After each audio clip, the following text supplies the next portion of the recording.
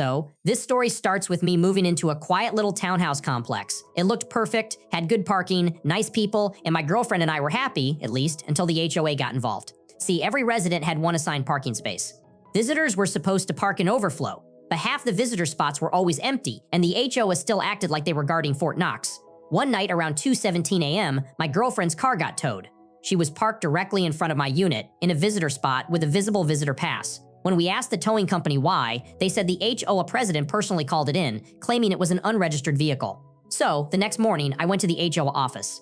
I politely asked the president, a woman named Karen, why she ordered the tow. She said, "Rules are rules. The car wasn't on the list, so it's unauthorized." I asked, "Can I add her car to the list then?" She smiled and said, "Oh no, only married partners count for the overnight guest list. You can't just have anyone parking here overnight."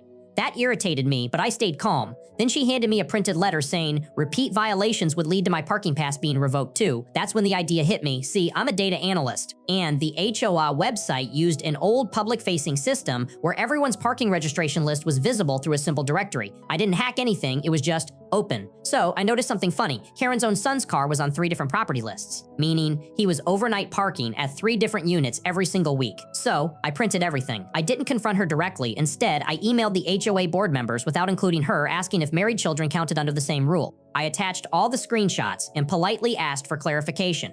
The board called an emergency meeting. Karen was furious. She tried saying her son was an exception because he was family, but the rulebook she wrote didn't mention family exceptions anywhere. The board decided that since the rule was unfair and selectively enforced, they'd suspend towing privileges and remove Karen's authority to approve tows until they reviewed all cases. Guess who had to personally refund the residents who'd been unfairly charged for towing during her term? Yep, Karen. Within a month, she resigned to focus on family matters. Her replacement immediately updated the parking policy to allow any documented guest vehicle to stay overnight with a simple online form. And the best part? The towing company came back one last time, not for us, but to tow Karen's son's car, since she'd forgotten to update his info after losing her privileges.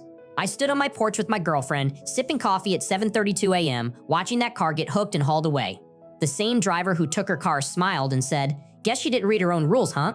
Couldn't have asked for a better ending. So here's my question. What's the most satisfying time you've ever seen someone get trapped by their own rules?